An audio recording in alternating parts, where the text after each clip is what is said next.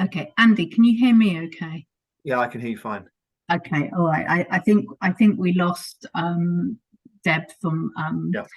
Streamline there. So welcome everybody. I think there was some introductions there going on with regards to sort of protocols with obviously the session this afternoon. So we'll go through those now actually. So good afternoon everybody. My name is Suzanne Hall. I'm head of product for the technical and professional portfolio at Pearson. So within my team, T-levels live within my team alongside things like level 2, post-16 qualifications and functional skills, etc. I'm joined today by my colleague, Andy Hambleton. Andy is our stakeholder engagement manager for T-levels. So he works with all of our employer groups and providers with regards to the development of the T-level in terms of its design and its development, the assessment, the SAMs and the spec, and also with the employer engagement as we go through the delivery of the T-level as well. So Andy's going to be picking up some of the questions in the chat. So you may or may have not heard, but obviously there is a chat function on Zoom. So if you've got any questions, please do put them in there. They are visible to everybody. Andy will monitor the chat as we go through. We've got quite a lot of people on the call. We've got about 50 at the minute. So there's going to be potentially quite a lot of questions this afternoon and things that you might need clarification on. We'll run through the session, but the session's broken down into separate sort of, let's say, chapters. After each little chapter, we'll again have a break with regards to any questions pertinent to that particular section, just to try and cut off the questions as we go through.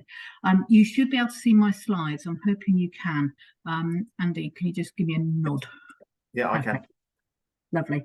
Okay, so as I said, welcome to this afternoon session. So this is exams officer training for T-levels. These are the T-level contracts that Pearson hold and operate. And what we're going to be looking at today are just a very high level general introduction to T-levels and the technical qualification. Because they're being rolled out, providers are coming on board all the time. And although T-levels have been around since 2020, obviously some of you will only have just started delivering them. Some of you may just be looking at delivering them for next academic year. So we'll just give you a little bit of background with regards to what T-levels are. We'll look at the provider approval process. We will look at assessment results and resits. We'll also walk you through the key date schedules and where to find those. And then we'll look at some of the teaching and delivery support that we've got available for T-levels. And if we get time, I'll come off the PowerPoint and open up the website and actually navigate you through some of the sections of the website which will be pertinent to you. But if we don't have time for that, there are all the relevant links from the teaching and delivery support slides that take you to those sections of the website. So, what are T-levels? Well, they're post-16 level 2 study programs, and they sit alongside A-levels and apprenticeships, and they're designed to support progression directly into employment, apprenticeships, or further study. So that could be further study with regards to HND, HNC, or a degree at a university. They are designed to develop skills that sit within specific industry routes. And at present, there are 24 T-levels planned, and we'll have a look at what those T-levels are in a moment. The content for each of the T-level comes from the apprenticeship standards. So there's a very clear alignment between the T-level and apprenticeship standards. And they are designed by T-level panels. And those panels are created by the Institute for Apprenticeships and Technical Education. So IFATE, which is their acronym, basically manage and monitor the development of the T-level. They own the T-level, and they own the T-level panels who approve the content that sits behind this. Awarding organisations use this outline content, and we also use the off-qual conditions to create the specification and the assessments. And as I said, the contracts are managed by the Institute for Apprenticeships and Technical Education. We go through a tender process to deliver the T-level. and there's only one awarding organisation that delivers each tender. So you won't find, one T-level delivered by multiple awarding organisations. The rollout of T-levels has been delivered across a number of years. And you can see on this slide here that we started in 2020. So in 2020, we had a very small number of T-levels, so only 3 of them. And we also had a very small number of providers, because the provider rollout has also been delivered over a period of time. So in 2020, we had one construction T-level going live, which was design, surveying and planning. And we also had digital production, design and development for the digital route, and education and childcare. In 2021, we saw 2 more digital qualifications and 2 more construction qualifications join the party. And we saw 3 health and science qualifications. So it's healthcare science and science. In 2022, we saw 2 of the legal, finance and accounting route qualifications launch. So this was the finance T-level and the accounting T-level. We also saw management and administration launch, and we saw 3 engineering qualifications launch. Literally just now, September 2023, 2 more T-levels have gone live. So the legal services T-level has gone live. So that gives the full complement with regards to the legal, finance and accounting route. And we also saw agriculture, which is one of the qualifications sitting across the agriculture and land-based route. Next September, we will see animal care, giving the full complement with regards to agriculture, environment and animal care route. And we'll also see 2 creative design qualifications coming through live. So this is the media, broadcast and production T-level, and it is the craft and design T-level. In 2025, we will see the marketing T-level go live, and we will also see Generation 2 go live. So Generation 2 is all 3 digital T-levels that I've mentioned. It is all 3 construction T-levels, and it is the education and childcare T-levels. So we're expecting the tender for those to open at the end of this month.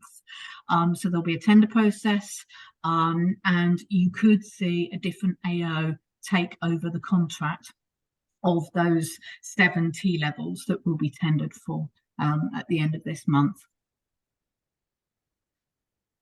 So Pearson, we've got 8 of those contracts at this moment. So from the very beginning, we've got the digital production, design and development, and also the design, surveying and planning. Across wave 3 and wave 4, we've got legal, finance and accounting. We've got both of those craft qualifications. So we've got craft and design and media, broadcast and production. And then we've got that marketing T-level as well that launches in September 2025. So how do they work? Fundamentally, it's a full-time study program. So this is going to fill a learner's full-time activity over a 2-year period at post-16.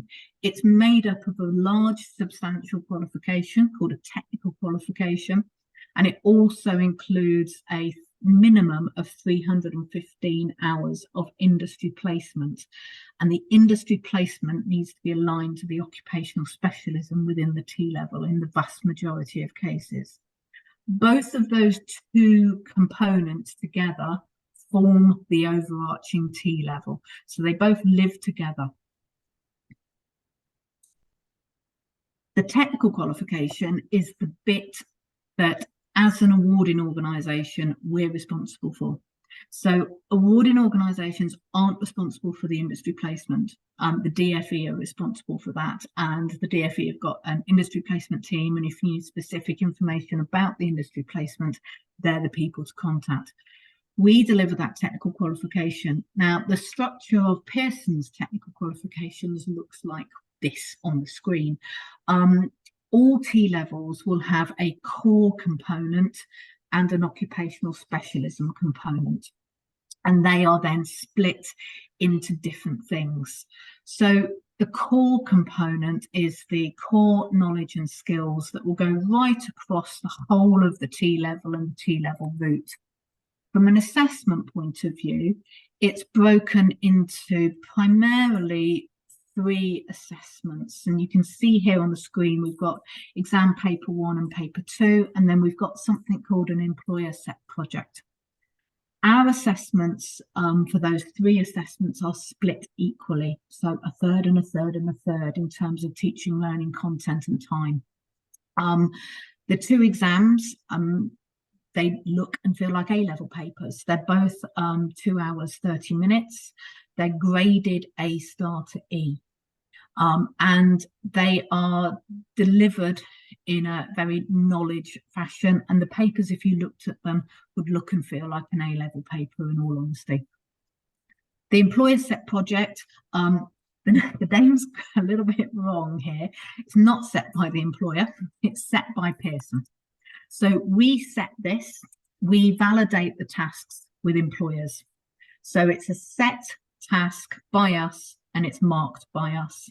So again, it looks like, let's say, a non-examined assessment from an examining point of view. It looks like an extended task that we might have in BTEC qualifications. The example on the screen here is 15.5 hours. This has been taken from our construction T-level. They will vary in sizes with regards to the number of hours, but they are in the main delivered and assessed over a window of time. So you can see here that those 15.5 hours are scheduled across a 4-week window. Depending upon which T-level will depend upon who schedules it. It'll either be scheduled by us, by you, or a combination of both. So some tasks may be scheduled by you and some tasks might be fixed and set by us. Again, this part of the assessment is graded A star to E. So when those assessments are all sat, what we then do is aggregate the scores and create an overarching grade for this particular component. And again, the overarching grade is issued at A star to E. You've then got the occupational specialism. And again, it's a chunky part of the qualification. You can see here it's 600 guided learning hours for construction. And again, in the main, most of ours are around about that size. For construction, if you look on the left-hand side of the screen, you'll see that there are 4 occupational specialisms. The student only takes 1 of these. Depending on the T-level, depends on the number of occupational specialisms. Just trying to think, for the Pearson T-levels, we range from 1 up to 4 is our maximum at this moment in time. But all of our qualifications, the student only takes 1. The student can choose. They may not have a choice. It might be the college who has said, we offer, for example, the construction T-level and our specialism is civil engineering, and therefore there is no choice. And that is completely down to the college to decide. The occupational specialism is assessed through a large, externally set and marked in the main project. It's graded pass, merit and distinction. And it, as I said, it's a large, holistic, synoptic assessment. And you can see here the duration. You know, we've got a range of we've got a range from 30 hours down to 15.5, just depending upon which occupational specialism it is. But again, in the vast majority of cases, these are in a window. And again, just like the employer set project, the scheduling of that window can either be yourself, us, or a mixture of the 2. Just depends upon which T-level it is. Okay. We'll have a little pause there. Has anybody got any specific questions that they need to raise or ask? Or Andy, is there anything in the chat? No, nothing's come up in the chat yet. Okay. That's kind of perfect then. It must all be very clear and we're all really, you know, really knowledgeable about what all this is about. Okay, so with that in mind, we will progress on to provider approval. So Provider approval. Firstly, I think let's think about who needs to be approved. Well, technically, everybody needs to be approved. So at the minute, to deliver a T-level, you must have expressed an interest to the DFE, and you've got to be selected by them to become something that they call an eligible provider. Now, that will change by the time we get to next year. Because next year T-levels are being, starting to be rolled out to everybody.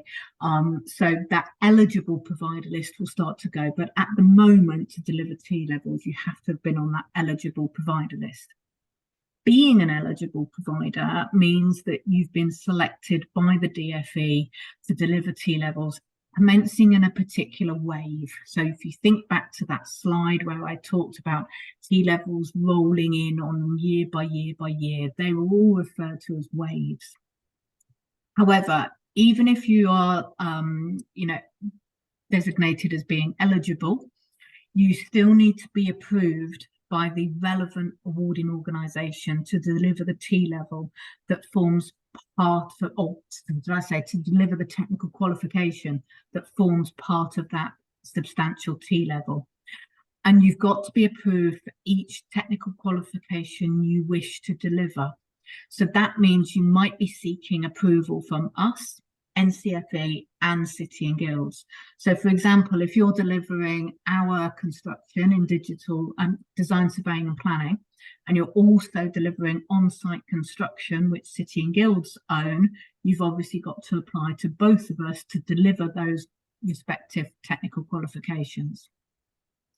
So as an awarding organisation, each of us has a responsibility to make sure that you've got everything in place to deliver the technical qualification.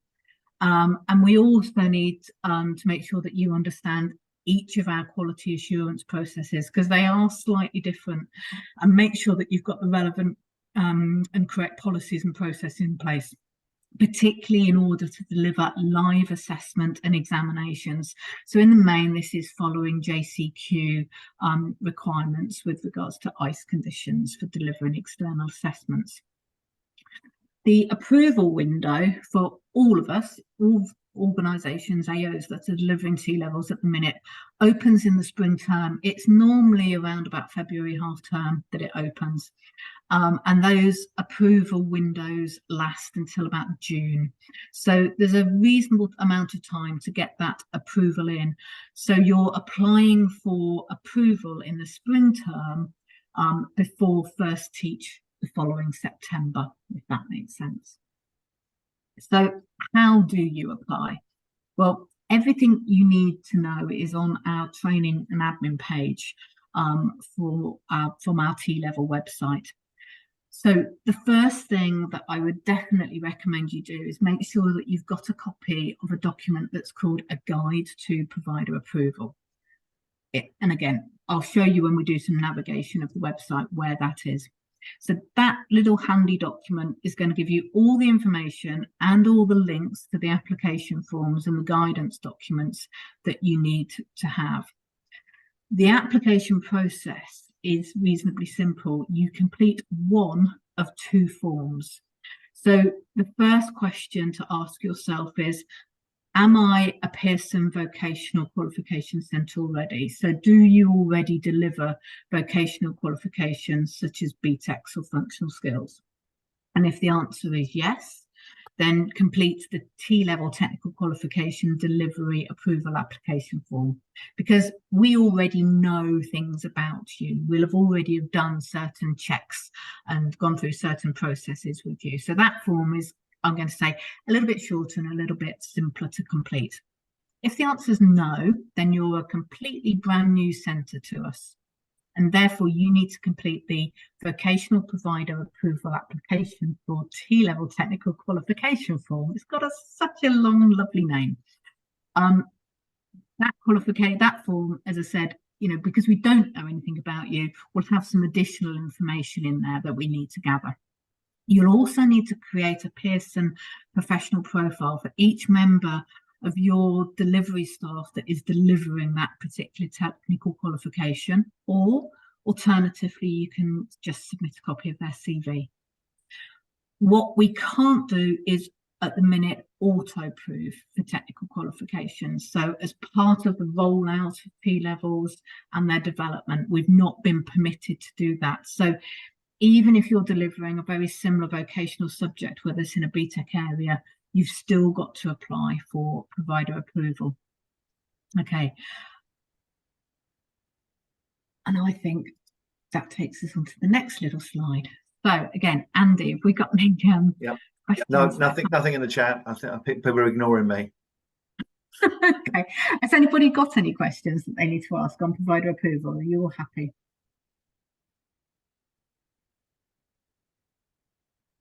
I think that means they're all happy. Yeah, I hope so. Okay. Right. We'll move on to assessment and results and resits. So again, this is very much from an administration point of view with regards to this. And we'll just have a look at assessment availability. Okay, so assessments for our technical qualifications are scheduled annually, as shown in this table. So, you know, in developing an overall delivery and assessment plan, providers need to consider when they're going to deliver the content and therefore when their assessments are going to take place.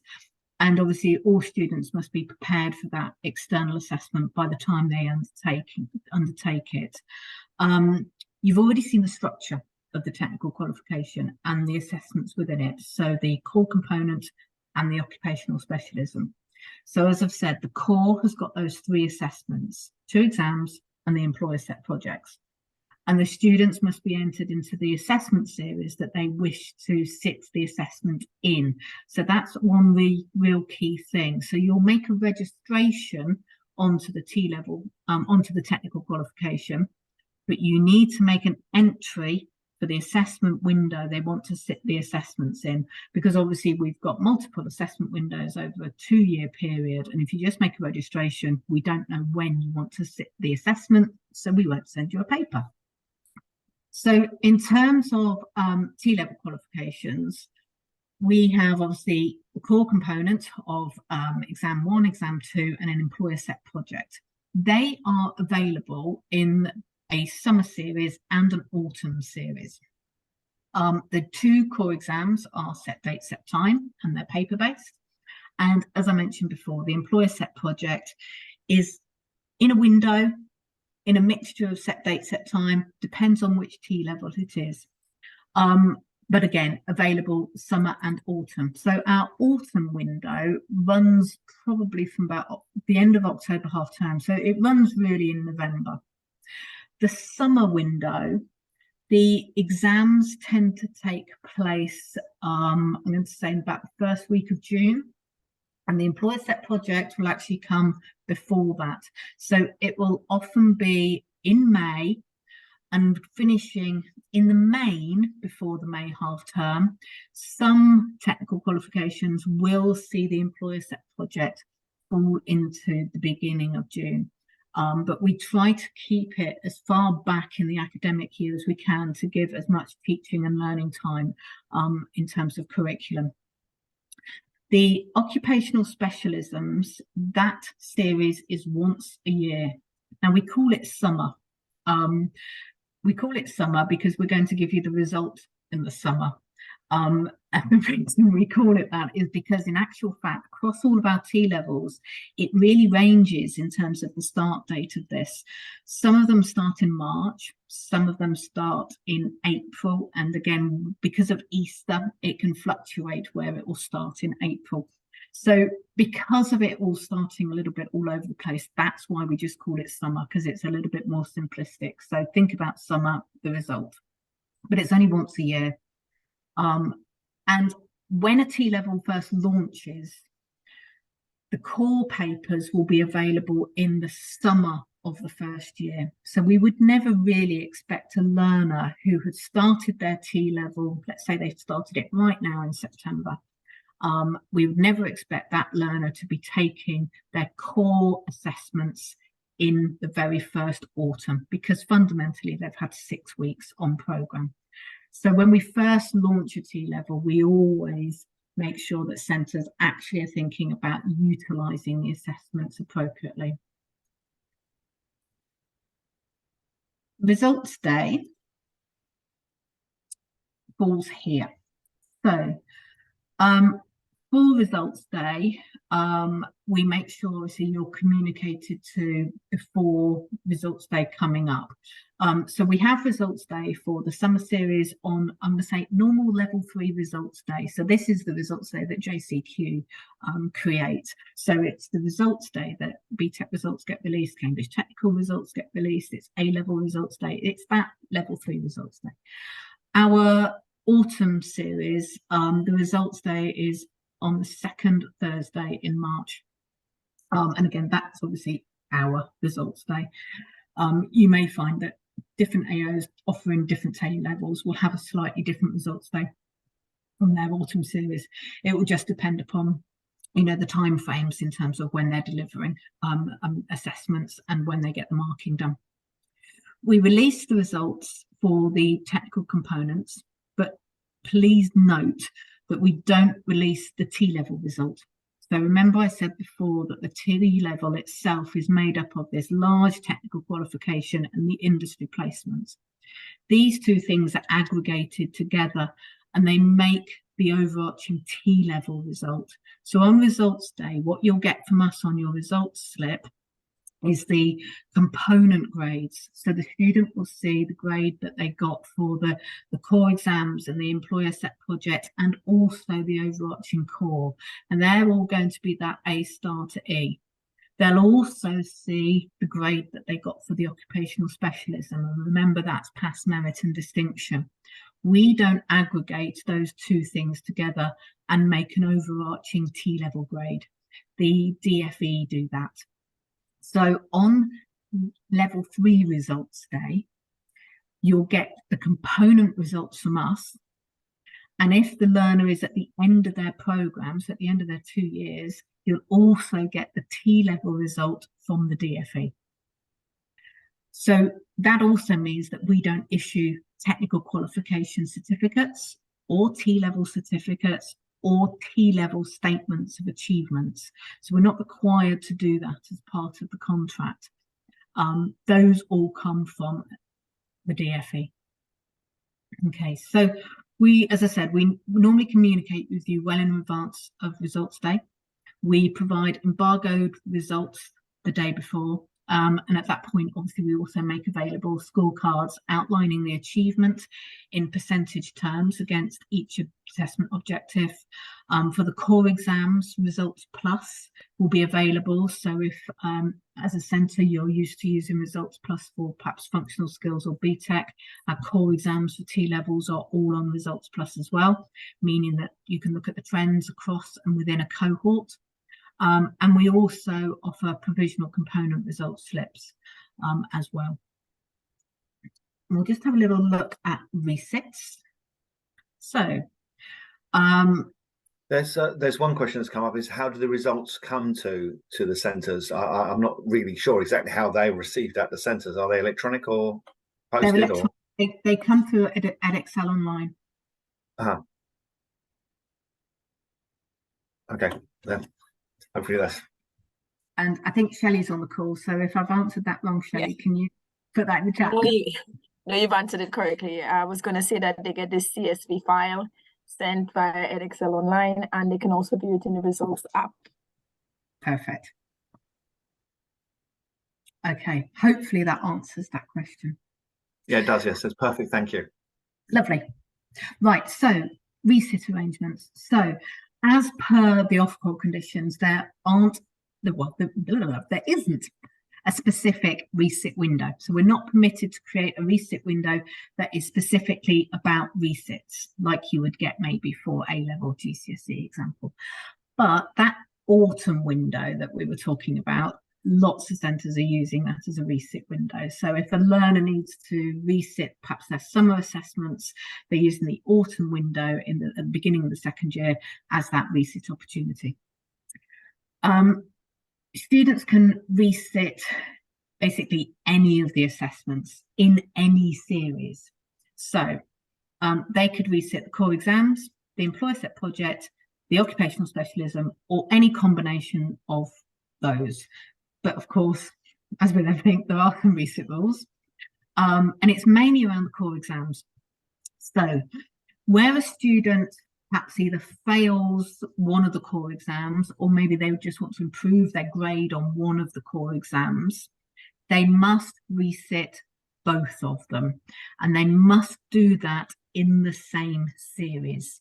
So just to put that into a worked example, so following a summer series, a student has passed one of the core exams, but they've failed the other, and they want to resit, therefore, in the autumn series of year 2. The student has got to take both of those exams again in the autumn. They don't just take the one they failed. However, if a student wants to sit any of the core exams and the employer set project, they don't need to sit all of that together in the same series. They could sit the 2 exams in the autumn, and they could sit the employer set project the following summer, for example. Just like making an entry for their first assessment, you need to make an entry with regards to any resit the student wants to take as well. Logical, I know, but I just thought I'd mention it. Okay, we're moving on to key date schedule. So Andy, anything else coming through in the chat with regard to results resets, or any other questions anybody's got? No, not at the moment, no. Okay, okay, so key date schedules. And again, we should have time for me to be able to show you on the website exactly where you find these. So key date schedules are published annually. They're normally published on the 1st of July, but this year's key date schedules were a little bit late because we were doing quite a substantial amount of change to them, which I think has been quite a good thing. We've looked at the duration of the windows. The key date schedule should be used by all T-level provider staff, so tutors, curriculum managers, exams officers, because this is going to help you plan the technical qualification within your centre. Each technical qualification has its own unique key date schedule. So some of the information is generic, and therefore it will be the same. So particularly what you can see on the screen right now in terms of when we release it, the provider approval window that I talked about earlier, and also the windows to register students onto the technical qualification, that's all really generic. It starts to get very specific per T-level when we start to look at the individual assessment dates. So you must make sure, please do make sure that you're using the right key date schedule for the right qualification. We cover 2 academic years within a key date schedule. However, what I really want to flag here is that because of having to do that, and that's a contractual thing we have to do with IF8, when we actually release the key date schedule, what hasn't been released is the JCQ common timetable for GCSEs. So sometimes we have to just make some adjustments around where we might have scheduled some of our assessments if it overlaps or clashes with GCSE maths and English, because obviously some students could need to access those to obviously take a reset. So again, do make sure that you're operating from the version that is the current version, and you'll see here on the screen right down at the bottom, key date schedule 2023 to 2025 version 1.0. So if that starts to change, if it starts to go to 1.01, 1.02, we've made that update. If we were making an update as well, we would also let you know via our comms. So if we were updating a key date schedule, we would flag in there that we had updated it. We split the key date schedules into activities rather than date order because it's just a little bit easier to sort of see and manage. So you'll see on here, just like on the first page here, key dates, provider window, approval window, and the registration. We've also then got, assessment entries and series data. Then there's dates with regards to reasonable adjustments, spec comms, and then we've got obviously things like component results, release dates, post-result services, etc. So everything sits on that key date schedule. They're all located on the training and admin webpage, and you'll see a little section on there called key date schedule, and you'll see each of them listed individually. So at the minute you'll see all 5 of them sitting on there for 5 contracts that are currently live and in operation right now. And that is the key date schedule. Any questions, Andy? I can't see the chat. Well, yeah, one came in about the highest grade. So I'll just explain that. Yeah, so the highest grade that the student takes is the one that they take forward into the end of their T level. So if they got a merit and they retook and got a pass, the merit would stand. Yeah, that's correct. But remember, it's the DFE that we're going to aggregate that. Yes. So we've given all of those grades to the DFE, and it's the DFE system that will aggregate, but the DFE should be taking the highest grade out of it. Okay. I'm just going to... Yeah, so it says, there's no one says, hello, do you know if the key date schedule has been updated yet? As I flagged this to Pearson at the autumn core exam paper times were different to the winter timetable. Yes, it's been updated and it should be on the website. Close of play on Friday. We're waiting. It should be uploaded shortly. Okay. But the exam remains the same as the timetable. PM. Yes. Okay.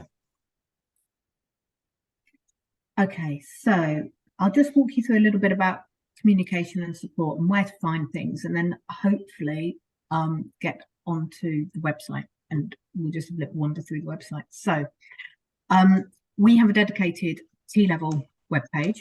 We also have an individual page for each technical qualification. So all those qualifications I talked about. The T-level webpage has a training and admin support page, and that is going to be a real go-to area for you all. Obviously, it has, as I mentioned, the TQ webpage links are on there as well. Our employer and industry partnership pages link from there.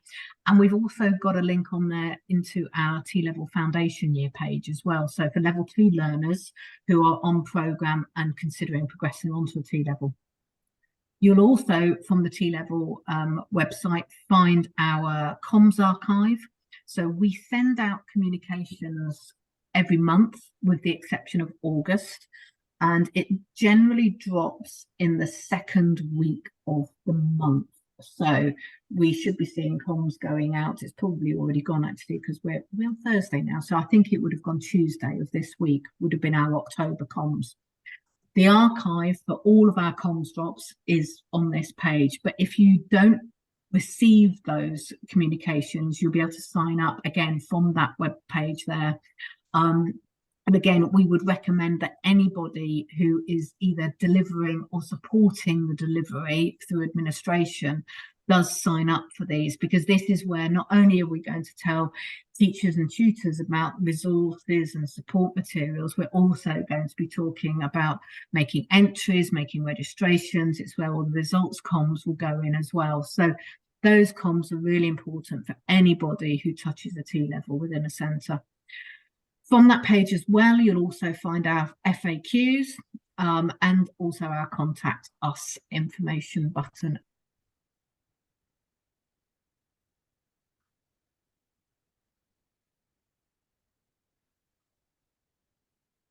Who sort of administers T-levels. So as I've mentioned, all those provider approval forms sit there. Hopefully you can still hear me. I've got a little message come up saying my internet connection is unstable. The key date schedules are on there. All of our administration support guides for the assessment are on there, and I'll show you where those are as well. We've got information on there with regards to making and managing registrations and entries. So we've got lots of little soundbite videos as well to walk you through processes on systems, etc. Plus also there's lots of our on-demand training on there as well. So from a teaching perspective, we've got on-demand training with regards to getting to know the specification. We've got specific things about the employer set project, but we've also got some a series of videos called Keeping It Simple. So the first part of today's session that I went through and explained the T-level, we've got a recording of that on. So again, if you've got team members who are not familiar with the T-level, again, that's useful to use for them. From this page as well, you can book onto live training and Q&A webinars. And as I said, we've got that Keeping It Simple series. I should read my own slide and do things in the right order. The teaching and delivery support. So from that main landing page, as I talked about, the teaching and delivery support sits on the individual technical qualification page. And on here, you can find the spec, the SAMs, exemplar materials, delivery materials, past papers, mark schemes, lead examiner reports. You can also find links to our employer partners who are working with us to create industry-based materials to support teaching and curriculum. And also from here, you can utilise also Results Plus and Exam Wizard as well. And then finally, with regards to sort of web areas, we've got a dedicated student website as well. So this is where students and parents can find out a bit more about T-levels, and they can read stories about other T-level students and find out about the progression routes for T-levels, etc. We've also got materials on there to support initial advice and guidance and recruitment. So there's a qualification description. There is a student journey that explains the journey that a student would do over their 2-year period of on programme. And then there is a brochure and a poster as well that can be used during recruitment. And we also have a dedicated employer page. So this is where we collaborate with employers on the design and the delivery of T-levels. But we've also got some information on there with regards to supporting and sharing good practice for the industry placements. So as I said right at the beginning, we're not responsible for delivering the industry placement, but Pearson are an employer. So we actually offer T-level industry placements. We've got students on placement with us right now. We have had for the last 3 years. So what we've got on this page is some of the practice that we use in terms of recruiting those students and mentoring them and monitoring them throughout the industry placement. So we share that with our employers that we work with, but you can also use it to share with your employers as well that you work with. So again, that's why we flag it on here, because it's not just about us talking to employers, it's also useful for yourselves. And finally, just a few useful links. Obviously, our website, it's linked on the previous 3 slides that I've just walked you through. The DFE Introduction to T-levels webpage, that's their main landing web page, but that will include links with regards to funding, industry placements, and lots of other things as well. The industry placement site from the DFE is a useful one to bookmark. They do update it, they do make adjustments and amendments to industry placements. So it's always useful to keep that in mind and keep going back to. The eligible provider list, still relevant right now, but as I said right at the beginning when we were talking about provider approval, it won't be relevant within the next couple of years. And then there's a link to IFATE's T-level website as well. What is on there is really the outline content. You won't see much else than that. But if you are looking for anything to do with the outline content that might be coming through in the future, so if you want to see the marketing outline content, for example, it does sit on that website. And I think we're done in that respect. Andy, have we got any questions that are coming through?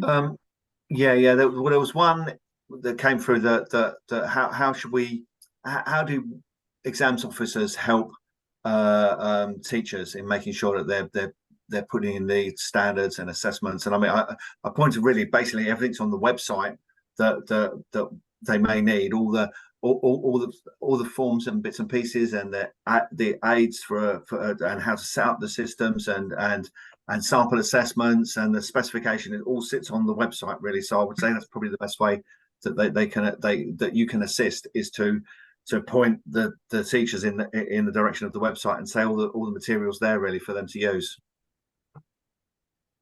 Yeah. And registration process. Someone asks about, is there some guidance on the registration process? Is that registration of the centre or registration of the students? I suppose. Well, registration of the centre is the provider approval process that I've talked to. Yep. Okay, registration of students. Right. Okay, I'm going to share my screen. I'm on the website now, actually. So these are some of the things that we've been talking about as we've been going through. So you're going to now get a sort of bit of a side profile thing in my head. But Andy, can you see the T-level webpage? Perfect. Okay, so as I said, this is our main landing page with regards to T-levels, and lots of bits and bobs sitting on here. So I'll just explain what they all are. This is where I've talked about employers. So if you hit this drop down here, you'll get 2 links here. This is that training and admin page that I talked about. I'll go on there in a minute, but also sitting underneath it are all the FAQs. There's the student webpage that I talked about. And here's the T-level foundation year. So this will take you to a main landing page for T-level foundation year, but then you'll be able to see all of the elements that form part of that T-level foundation. And there's the contact us button. So from this main web page here, that's to go away now. How do I get that to go away? Okay. Here's obviously just some really high level useful links. So this will get you through to signing up to those comms that I talked about. There's that comms archive that I spoke about. And then here's sort of looking at just sort of the admin support and training. If you want to go directly to the main qualification, they're here.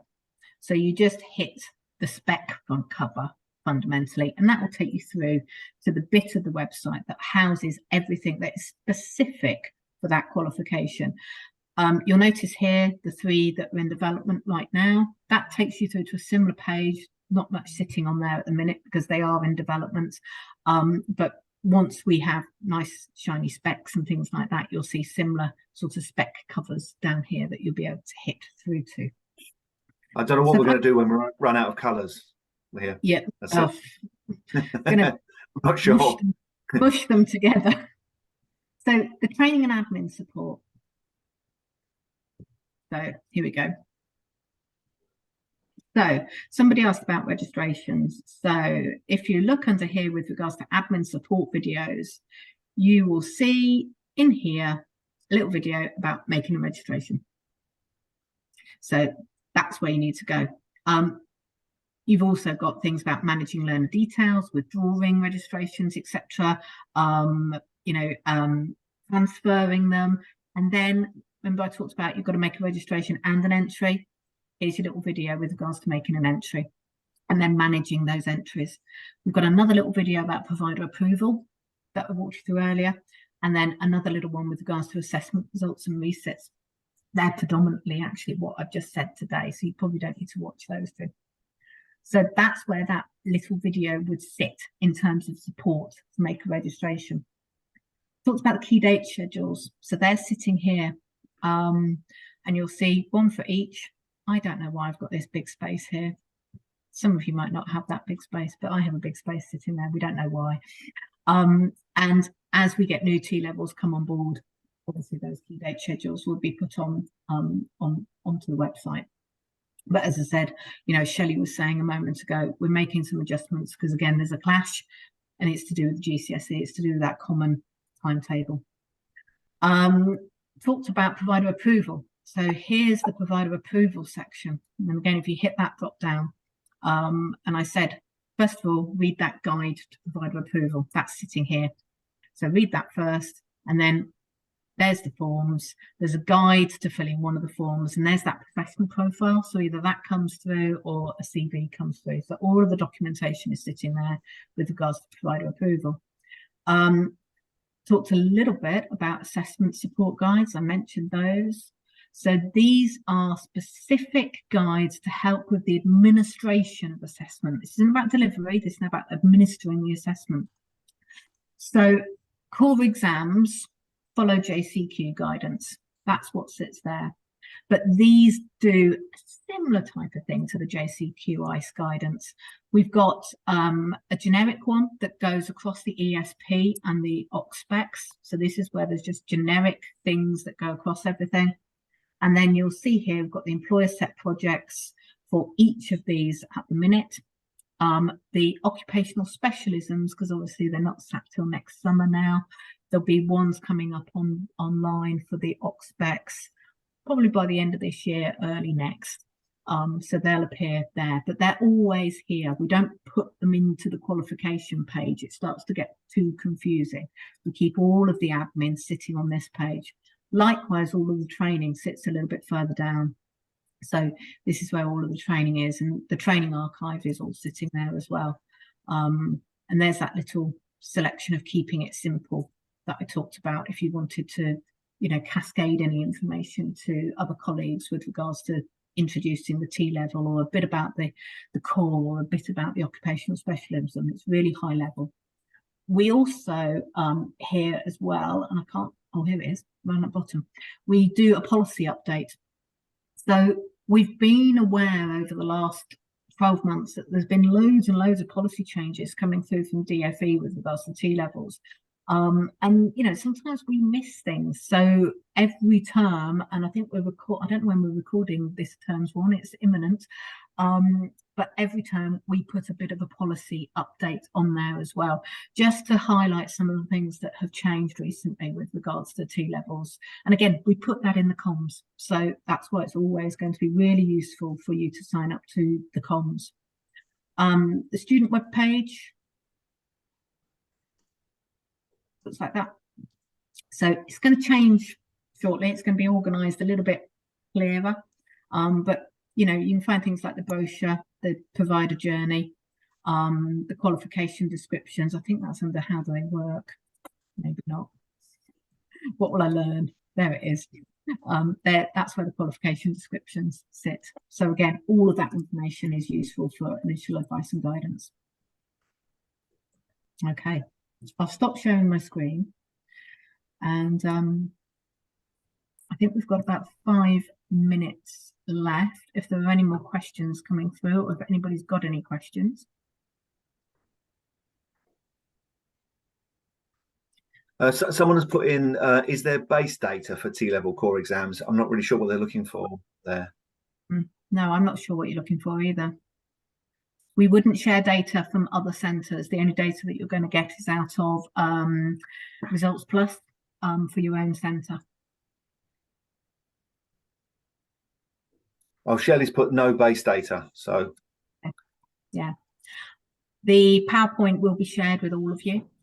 So Pam in our training team, she'll share the PowerPoint and recording.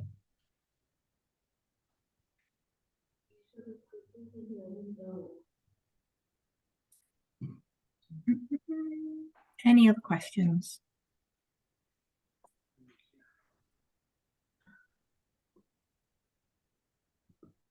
Oh, Shelley, do you know the answer to that one, Shelley, in terms of registrations entries on something like A to C?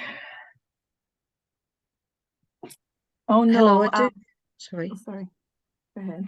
I was going to say, I know that you do it through the front end on EOL. There would be a T-levels tab to do entries and registration, but I don't know what the name of it is on the front end of the system, but that's through the learner order system at the back end. I think they are working on bulk load updates as well, aren't they? Yeah, because they do individual at the moment, but that development is happening for bulk. Yeah. The aim of it is to make it look as any other qualification you would visit EOL to make, so that it's not a different process or system. So the access is in the same place. Thanks, Shelley. I do have something I'd like to raise if it's possible, but not specifically in this platform. Is that okay? Yes. So I've put a question on the quality assurance page on Pearson, but I don't know if there's a queue for answering it. It was yesterday afternoon, but I will need an answer fairly soon. So I don't know if someone can do that or if there's a phone number I could use. I think, can you hang on at the end of the call, Deborah? Of Because obviously course. if it's not a T-level related question, we can't answer it. Depends on where this needs to go in the plethora of Yeah. Pearson and who it's been transferred. So hang on at the end and we'll see. Thank you very much. Okay. Okay. Any other questions from anybody?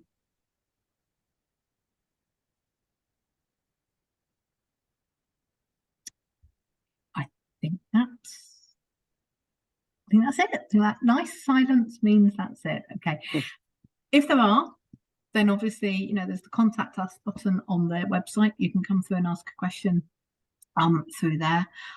Or, you know, obviously we have our regular Q&A events. We've also got access directly into subject advisors as well. So you can book appointments with subject advisors to get more specific information out directly for an individual subject. So you could take that opportunity as well. But otherwise, I think we'll leave it there for this afternoon. Thanks very much for attending, everybody. Hope you found it useful. As I said, the recording and the PowerPoint deck will come out to you as well. And I think as well, there'll be some sort of evaluation form that will come through as well. But otherwise, thank you very much, everybody.